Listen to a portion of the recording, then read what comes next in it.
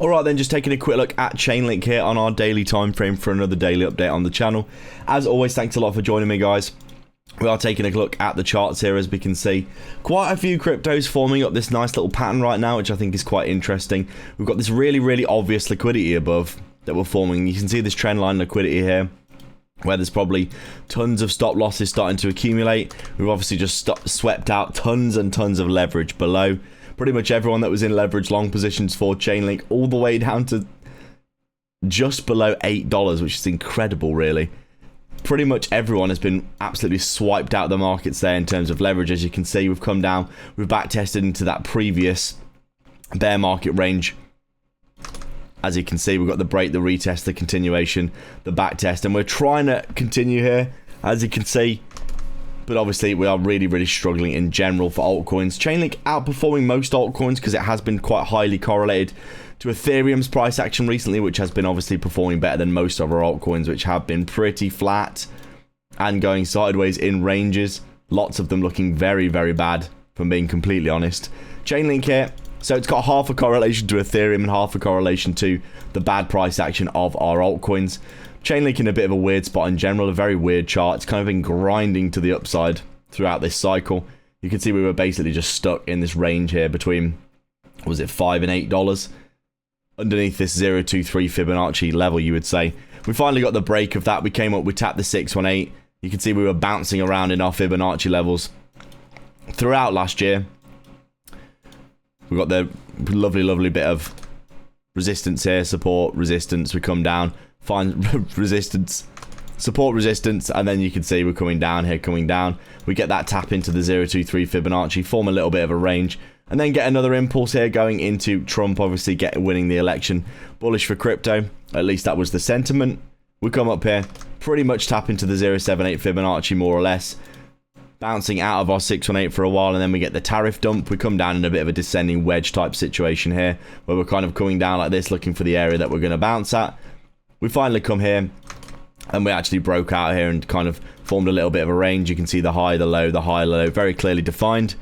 Putting in a range here for Chainlink. Interesting price action on this one because pretty much all of our altcoins have done this. Whereas Chainlink has kind of started to break out in line with Ethereum, only to get pegged back by that liquidation cascade we saw last week anyway. But as you can see, we were kind of forming some interesting chart. We've got this very obvious resistance here.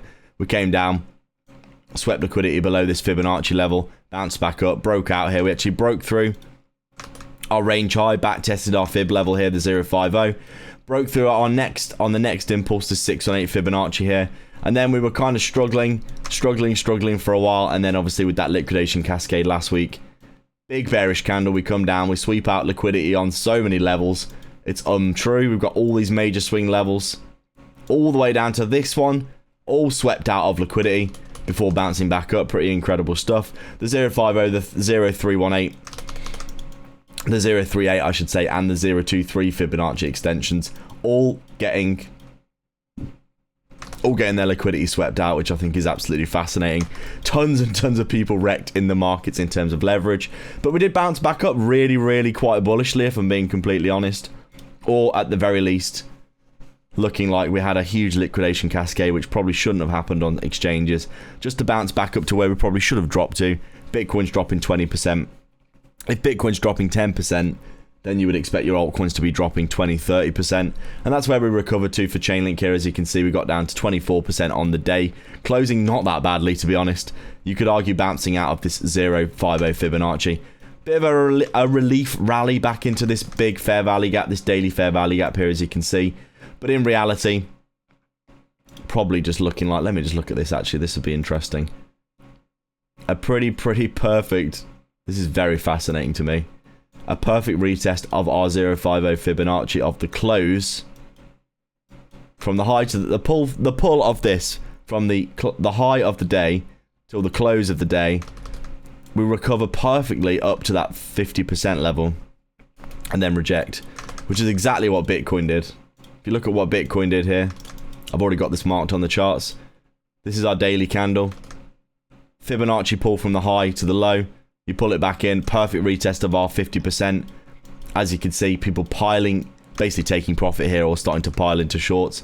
Once I saw this big bearish reaction the next day, I knew that we were going to come down and sweep out this liquidity here. This just looks so obvious to me. There's probably tons of stop losses under here. Everyone's going, oh my god, we're going to bounce and go to all-time highs again. And then we just come down and wreck everybody basically as they start to pile into longs again. They're going, this is a support level. It's held 3 times. We're obviously going to just bounce here and go to the upside.